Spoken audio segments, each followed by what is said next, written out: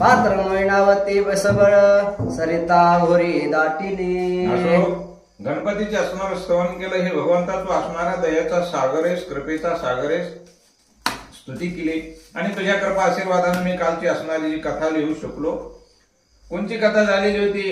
तुझ्या आशीर्वादामुळे असणारी जी कथा झालेली म्हणजे जालिंदरनाथ असणारा कुठं कुस्तील ठिकाणी होते. गोपीचंद राजेची आई त्या ठिकाणी जाऊन तिची सेवा केली, प्रसन्न झाले, ह्याची कथा झालेली होती.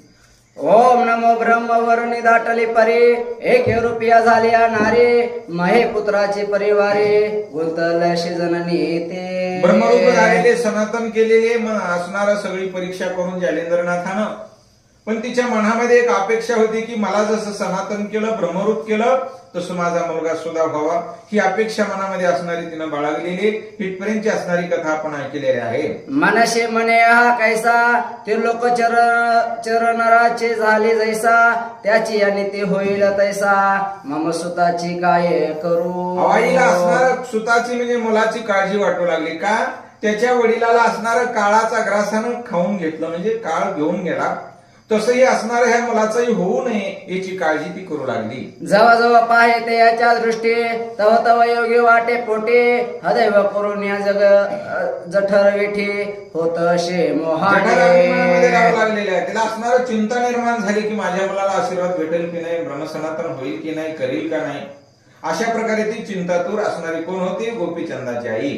हा पुत्राचे चांगलंपण दिशे जैसा प्रत्यक्ष मदन परी काय करावे चांगलंपण भस्म होईल मशाने. स्मशानामध्ये कुठलाही असणारा माणूस असो, कितीही सुंदर असो, कितीही पैशावाला असो, ते एके दिवशी असणारं मरणार, मेला की स्मशान भूमीमध्ये जाणार. कुणी कुठे जाळते का दुसरीकडे स्मशान भूमीमध्ये जाळलं जातं. तसं ते असणाऱ्या मैनाकिनीला वाटू लागलं की असणारा आपला अतिशय सुंदर मदनासारखा मुलगा आहे, धन द्रव्य कमी नाही, पण एक दिवस असणारा काळ घेऊन जाईल की काय अशी भीती होती. उत्कृष्टपणे करून या कष्ट धाम उभारेले अतिश्रेष्ठ परिवारी लागल या कष्ट तेवे असे काळग्रही. काळ ग्रह लागला जातो. जसं म्हणले चांगलं काम दाम करून असणारं एक चांगलं सासणारा वृक्ष किंवा झाड लावलं किंवा असणारं घर बांधलं, काही दिवसानंतर त्याला असणारं पोखरी निर्माण करतं काही ना काही, त्याचा काळ येतो आणि काळ असणारा त्याची खाऊन माती करतो. तसं म्हणले असणारा किती जरी शरीरानं चांगला सुदृढ असला माणूस, किती जरी धनद्रव्य जवळ असलं तरी एक दिवस काळ असणारा येणार आहे, त्याला ग्रास करणार आहे. पहा पल्लव पात्राचा झाड आधी विशाल लाविला पाड परिगा बारी विचिष्टा बिरुड बिरुड उषाशी काळ बैसला. म्हणजे असणारा एक काळ उशाला बसलेला असतो प्रत्येकाच्या. बिरड जसा लाकडाला बिरड लागावा, कितीही पाळले पोचले पाणी दिले भरपूर, पण त्याला बिरड लागला की जसं असणारं पोखरतो त्याचं काही राहत नाही, वळून जातं. तसं म्हणजे आपल्या आयुष्याला प्रत्येकाच्याच असणारं काळाचा असणारं काळ उशाला बसलेला आहे, कधी घेऊन जाईल सांगता येत नाही, असं त्या मैनाकिनीला वाटू लागलं. तन्नय दिसून येत वाया जाईल ऐसा सुत की कुद्रू लागून या चोखट अमृत पिकरपणे मिळविले. जसं म्हणजे कद्रुलच झालं, तसं म्हणजे असणारं काहीतरी सार्थक करावं लागतं, सार्थक व्हायला पाहिजे, पण सार्थक गुरुशिवाय होणार नाही, गुरुचा असणारा मंत्र घेतल्याशिवाय होणार नाही, असं त्या आईला वाटत होतं. की यत्न करून या कचे दुर्घट संजीवनीचा केला पाठ परिदेव यानीचा शाप उलट याल व्यर्थ तो झाला. शाप आणि सुद्धा लागल्या जाते. जसं कचाना असणारा म्हणले काय केलं? यत्न केला, खूप प्रयत्न केला आणि प्रयत्न करून संजीवनी मंत्र शिकले. तसं म्हणले प्रयत्न केला पाहिजे, भक्ती केली पाहिजे संतांची, आणि त्यांच्यापासून आपल्याला काय करावं लागलं नाही, गुरुमंत्र घ्यावा लागला, ज्याने असणारा तारक मंत्र देईल, अशी ती मैनाकीने आपल्या मुलाविषयी चिंतन करू लागली. की सुंदर जाया कर्म जाईनी परिपती भागयाचा धाक म्हणी ते उशीर अशी काळ बैसवणी सकळ जना उशाला काळ प्रत्येकाच्या बसलेला आहे. कसा म्हणतात, पतिव्रता नारी अतिशय सुंदर आहे पण पतीच्या स्वाधीन. तिनं जर असणारं जारण कर्म करण्याचं ठरवलं जरी मनामध्ये, तरी पण तिला एक धाक असतो आपल्या कुणाचा, पतीचा, की आपल्याला पती बघल, काहीतरी म्हणेल, मारहाण करेल, याचा धाक असतो जारण करण्यासाठी. तसं म्हणजे असणार हे काळ कधी काय करील, कधी घेऊन जाईल, कधी मरण येईल सांगता येणार नाही. की कुसुम शेज मुद्रलाकार परिउसा घालून यांनी जे विखार ते सुख निद्राचा व्यापार सुखालोय हे अहो केवता काळ निद्रा झोपेत असणारा माणूस आणि उशाला एक सर्प बसलेला आहे. कधी ती दंश करील आणि काय करील सांगता येणार का. फुलासारखा असणारा गालीच्या आथरलेला आहे, तिच्यावर तो झोपलेला आहे सुरक्षित म्हणून. पण त्या फुलाच्या गादी खालीच असणारा एक साप आहे, सापरूपी काळ आहे असणारा. म्हणजे काळ आहे प्रत्येकाच्याच ठिकाणी असा आहे. आणि तो जर दंश करील कधी करील हे सांगता येणार नाही. तसं म्हणले असणारे माझ्या मुलाचं होऊ नये.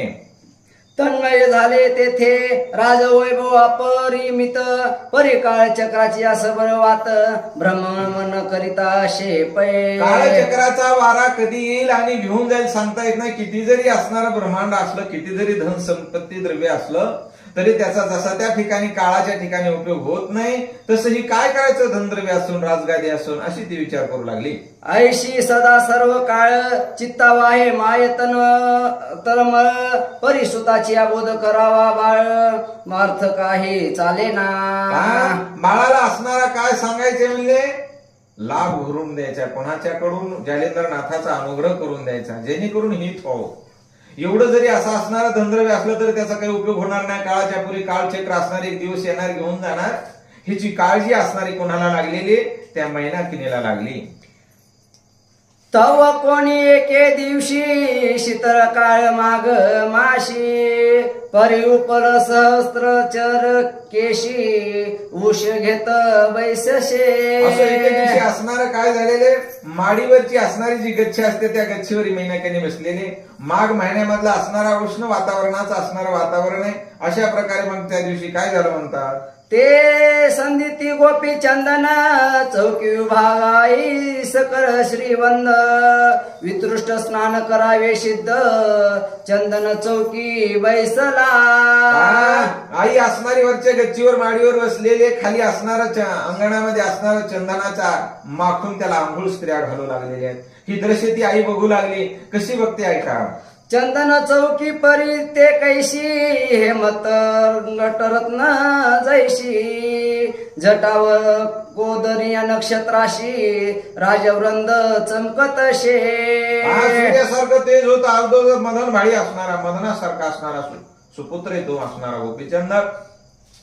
आणि सोनाच्या आसनावर बसलेल्या चौरंगावर असणारं चंदनाचं माखून त्या स्त्रिया सगळ्या असणाऱ्या आंघोळ घालू लागलेले आहेत, शरीराला माखू लागलेले आहेत. आणि ही दृश्य त्याची आई बघू लागलेली, अतिशय सुंदर त्या ठिकाणी दिसू लागलेला हा गोपीचंद राजा. सकळ काढून या अंगाचे भूषण वरी विराज रे राजनंदन उषा उदकी करिता दत्त धावन चौकावरी बैसला.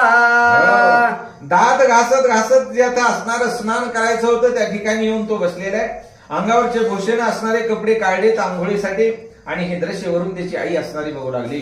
तो सौध उपरी या मैनावती झाली सुता स्वयं सुता ते पाहती देखीला जैसा पूर्ण गर्भवती तेजा माझी साठविला. बघितलं जसं असणारा सूर्य नारायणाचं तेज तशा प्रकारे असणारं त्या मुलाचं तेज बघितलेले आणि अतिशय आनंद झाला त्या मुलाचं दृश्य बघून. असणारा आंघोळ करू लागलेल्या उघडं असणारं शरीर आहे.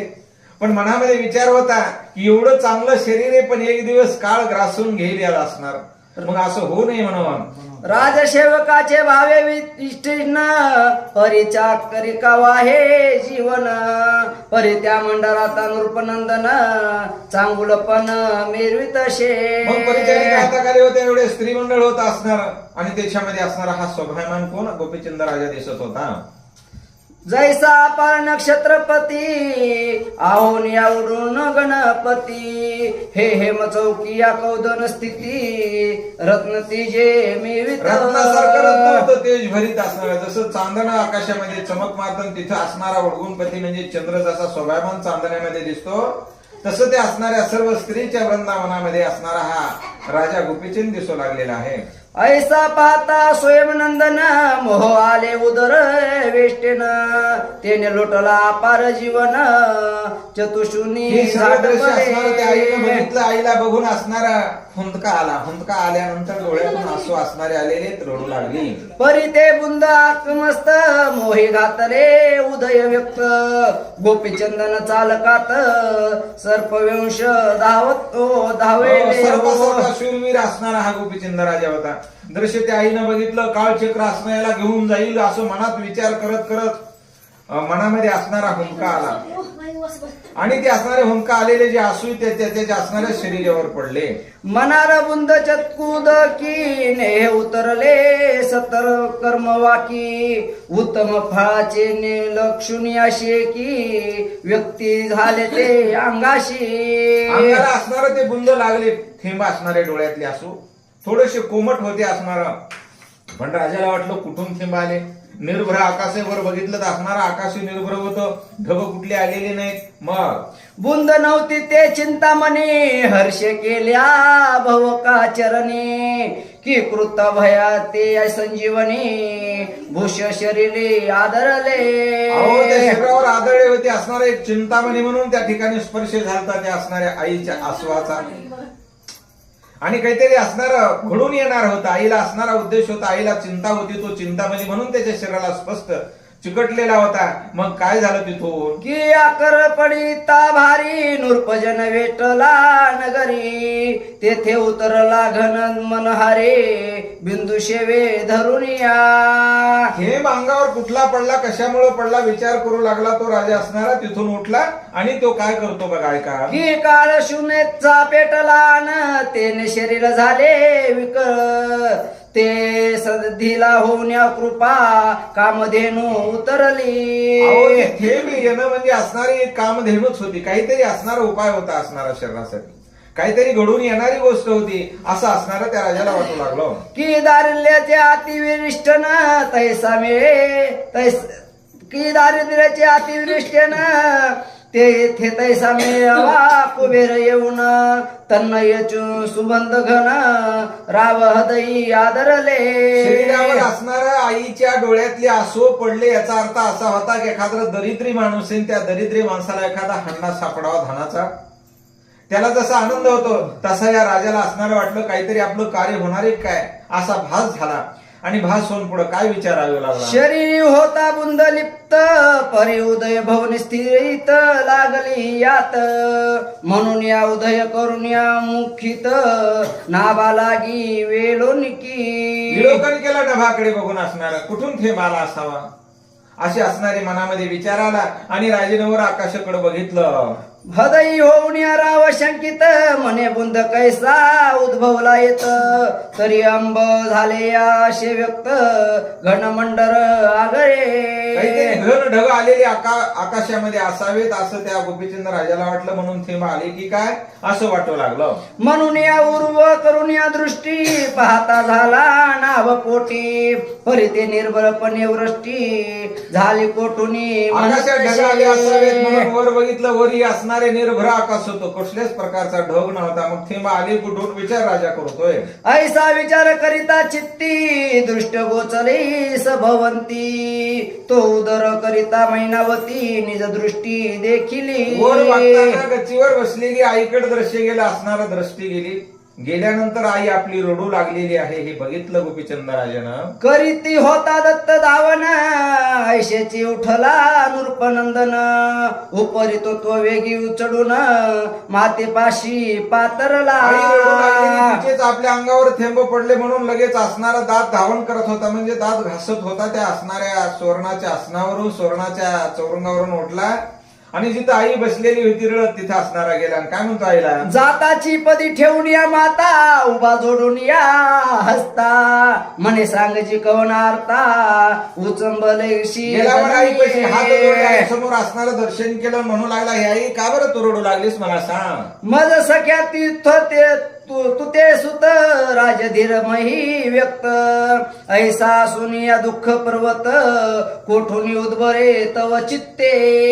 त्या चिठ्ठ्यामध्ये असणारा कुठला असणारा दुःख झालं का रडू लागलीस असं विचारल्यानंतर असणार ते म्हणते तुझ्यासारखा शूरवीर असणारा सर्पासारखा असणारा मुलगा असताना मला कुठून दुःख येणार आहे, कोण दुःख देणार आहे, अशी ती आई बोलते. पाहे पाहे प्रताप आगळा नवर्णाची बाळ बरी किती महिपाळ मिळविती दर्भ कंदर्प केवळ कारभारा ते योजिती. अहो, तुमच्या हाताखाली असणारे दर्प कंदर्प असं असणारा सैन्य, काही असणारे मंत्री आहे, आणि तुम्ही सुद्धा तसेच आहात. मग तुमच्या आईला काय दुःख होणार आहे म्हणली. ऐशे असता बाळ संपत्ती कुठले कुणी दुःख सरती तरी मम कोणाचा हृदय गर्भती सांगावे कोणा ते. हो, कोणी तुला असणार दुःख दिला असणार, कोण काय बोललं हे मला सांग, असा तो मुलगा म्हणू लागला. जेने पाहिले असेल नैनी उगीत त्रिव दृष्टी कोणी तरी त्याचे छेद छिद्र कडूनी नजरेनं जरी दाब दिलेला असेल, वटारून डोळं पाहिलेलं असं, कारण रागानं पाहिलेलं असलं तरी त्याचं असणार मला सांग, मी त्याला शिक्षा केल्याशिवाय राहणार नाही. किंवा दाविले असेल बोट तरी त्याचे बोट काढिले शेवट तरी कोणार्थ उदेशीला पोट उदय न करावा जननी. मला उदय करून दाखव, बोलून दाखव असणार. कोणी बोटानं दापलं असलं तर बोल सुद्धा तोडून त्याचा असणार शिक्षा करीन. कुठल्याही प्रकारचं काही करणार नाही, पण असणार मला सांग. अष्टविश्रांती श्रीमंडर की त्यांनी आपोली कडूर फळ तरी शिक्षा करू नित्य या वसवळ मोक्षपदी मिळविन. एवढंच नाही म्हणले असणार. तुला सुना किती? 1800 सुनापैकी जर एखादी तुला काही म्हणलेली असेल, वेडेवाकडे बोललेली असेल, तर त्याला असणार यम साधनाला लावल्याशिवाय राहणार नाही. पण तुला दुःख का झालं हे मला सांग. किंवा माझ्या दृष्टीशेवी उदय पावला अंतरशेषी म्हणून या उदय शोकाने दर्शविली तव माते. माझ्याकडून काही अन्याय झाला का? माझ्याकडून तुझ्या सेवेमध्ये काही अपराध झाला का? चूक झाली का? हे तरी सांग. तरी कोणता कवनार्थ माते वंदवी प्रजावंत कामानी सेवक शेवधन असे चित्त ते वेध निविट मी. हो, खरोखर असणार. जे बी असणार तुझ्या मनातली इच्छा असेल ती मी पूर्ण करीन.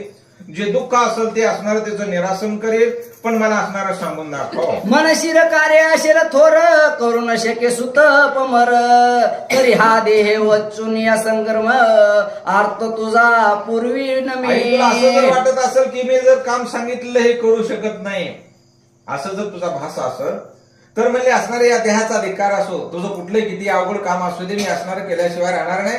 म्हणून काय कारण आहे रडण्याचं हे मला सांग.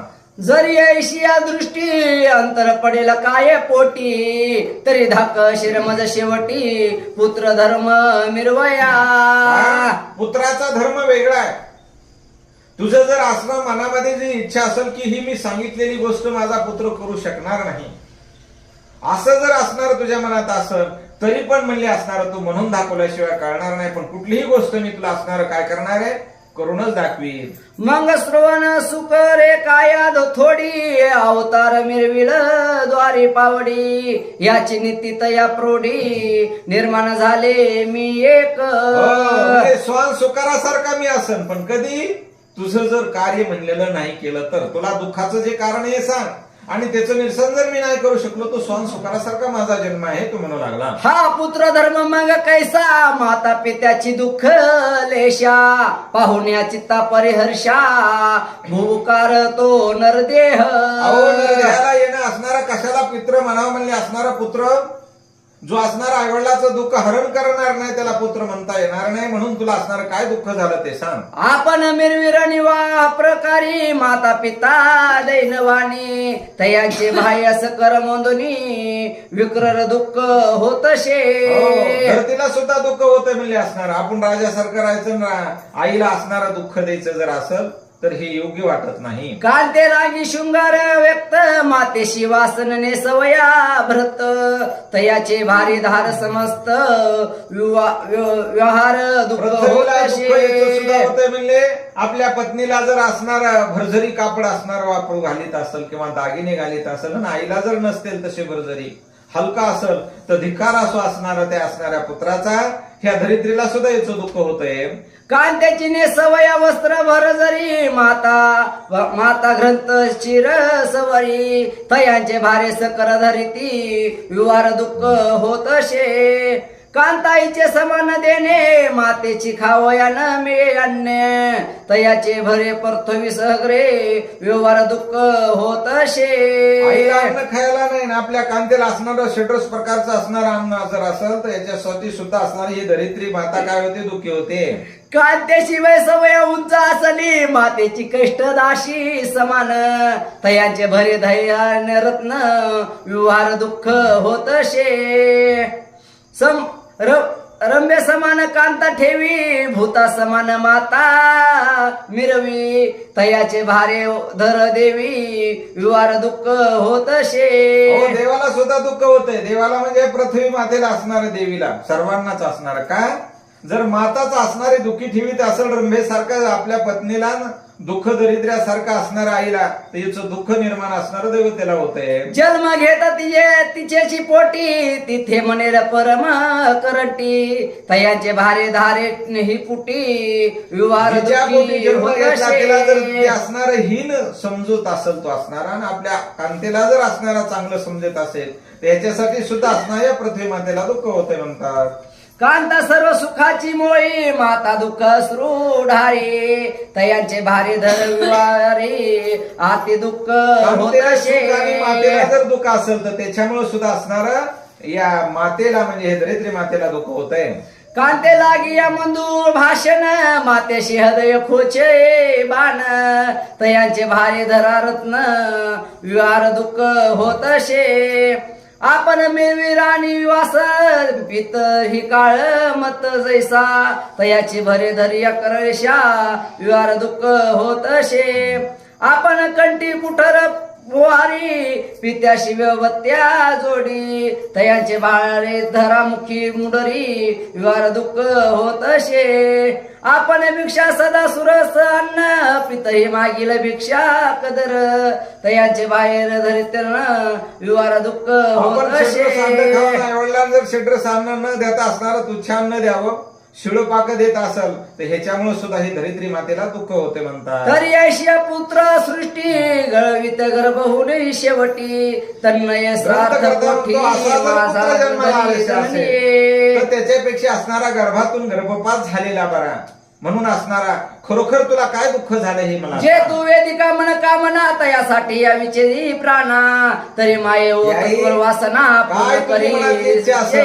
माझा प्राण गेला तरी हरकत नाही पण मला असणार दुःख का असेच ते सांग ऐशे बोलता सुन सुत वार्ता प्रेमबंध उचंबली चित्ता मग हर्षरत्नी अवघाई हाता माझा मुलगा माझा असणारा ऐकणारे याची असणारी खात्री पटली बोलण्यावरून आणि ती आई असणारी उचंबळली तिला वाटलं की आपल्या मुलाला आता जे मनातली इच्छा ही सांगावी मने बारे ऐक वचन प्रेम हृदय उचबली तू दिव्य रत्न उदय पावला चंड किरण शत्रू मत निवटला शत्रूला निवटण्यासाठी असणारा एखादा सूर्य उदयाला तसा तुझा असणारा उदय झालेला जन्म झालेला आहे म्हणली तुझा असणारा फार रूप बघितल्यानंतर मला तुझ्या वडिलाची आठवण येते तुझा वडील सुद्धा असाच होता अशी ती म्हणू लागली तरी ठाया अंधकार मज पिडवाकार काय कारण परितला दर्यावत चित्त दरिद्र स्वप्न माझी नांदते हो स्वप्नामध्ये सुद्धा मला असणारा कुणी दुःख देण्याची ताकद नाही तुझ्यासारखा वीर संपन्न सगळा असणारा राजा असताना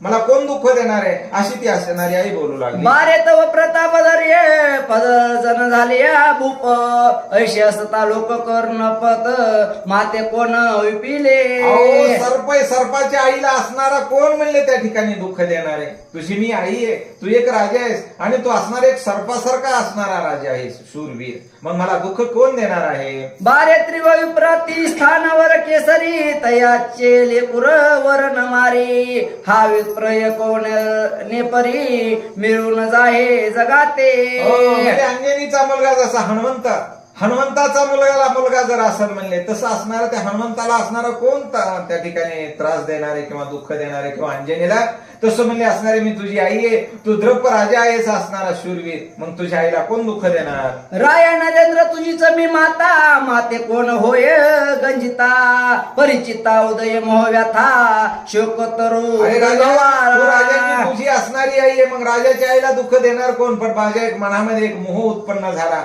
मोह निर्माण झाला म्हणून बारे तत्व स्वरूप पूर्णाक्र पाहता माते उदेशेला श्लोक म्हणले जरी अर्थदायक कवना परी उदेशेला तो. हो, माझ्या मनामध्ये एक वेगळी शोकांतका होती, माझ्या मनामध्ये एक शोक होता असणारी अशा अपेक्षा होती आणि ती मी तुला सांगते म्हणले म्हणून मी असणाऱ्या रडू आलो. बारे तव पिता वा तव समान स्वरूप उदरले आक्र प्रमाण परी काळ असत चक्रित जाऊन गुप्त झाला पुरुष तो. अरे गोपीचंद राजा, तुझा वडील सुद्धा असणारा तुझ्यासारखाच होता. तू कसा असं म्हणले एखादा अर्क असावा, सूर्य असणारा तेज आहे तसं असणार तुझ्या वडिलाला सुद्धा तेज होतं.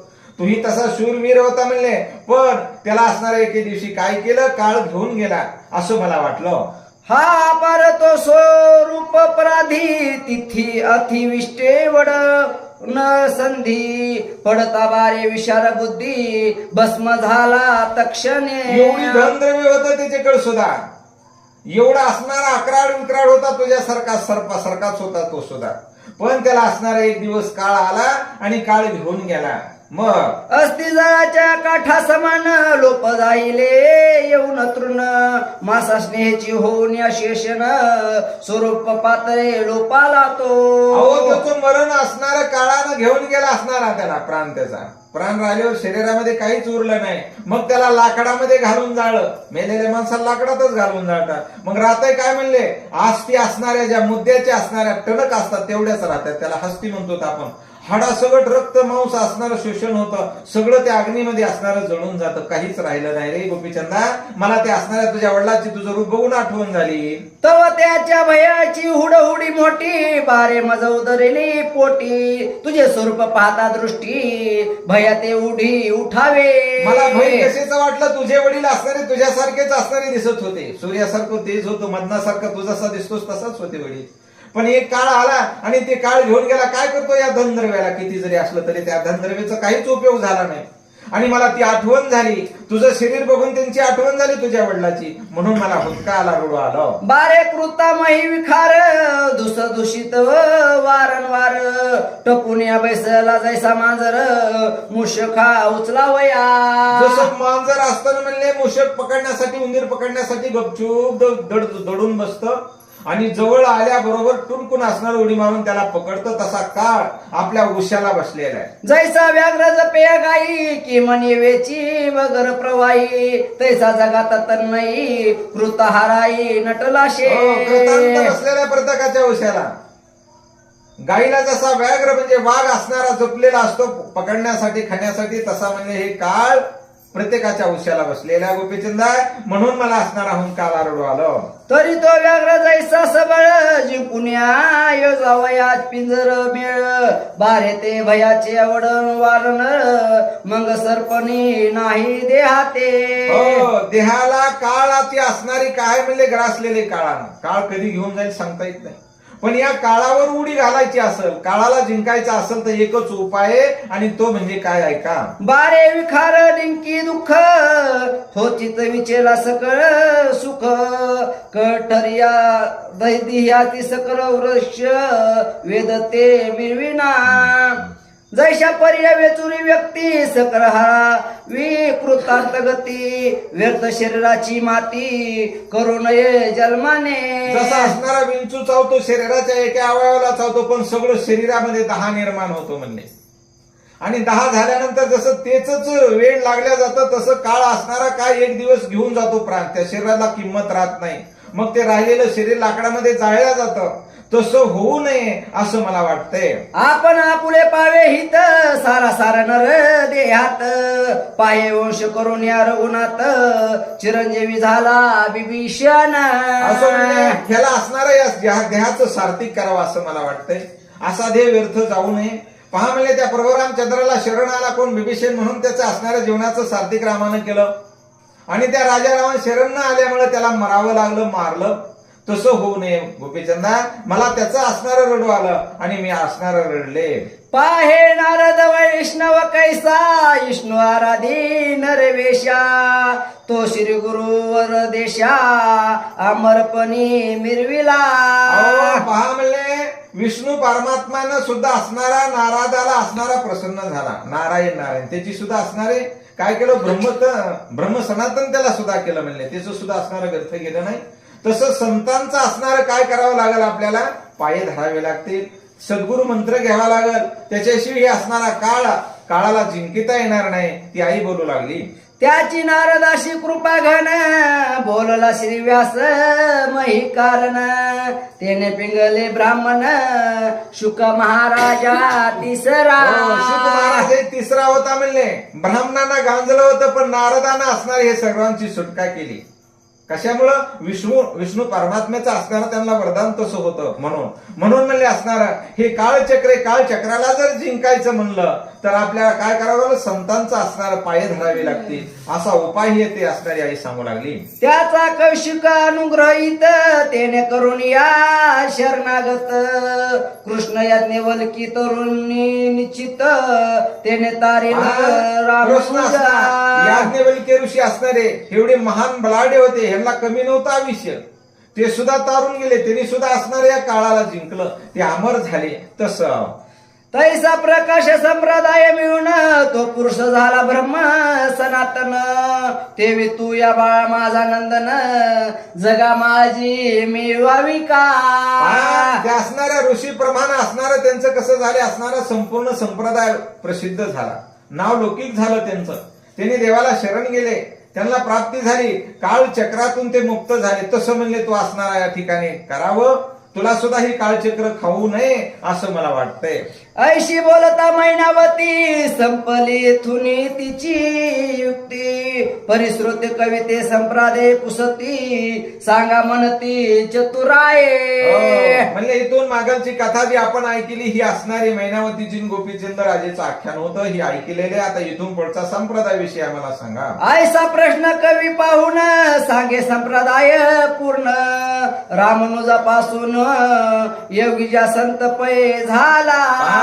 रामानुजापासून योगीय संत कसे झाले हे सगळे असणार त्या ठिकाणी ग्रंथकर्त्याने वंशज सांगू लागले. तयापासून मुकुंद राजाचा जैपला भोज.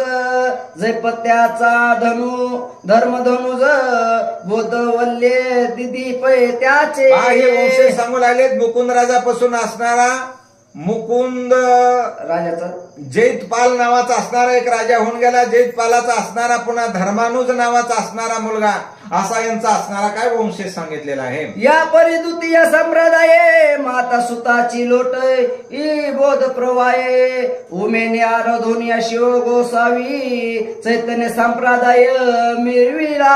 असं दुसरा संप्रदाय सांगितलं, चैतन्य नावाचा एक संप्रदाय. अशा प्रकारे संप्रदायाची माहिती सांगतात. तेने बोधिला कपिल नामी आणि दुसरा राघव चैतन्य स्वामी.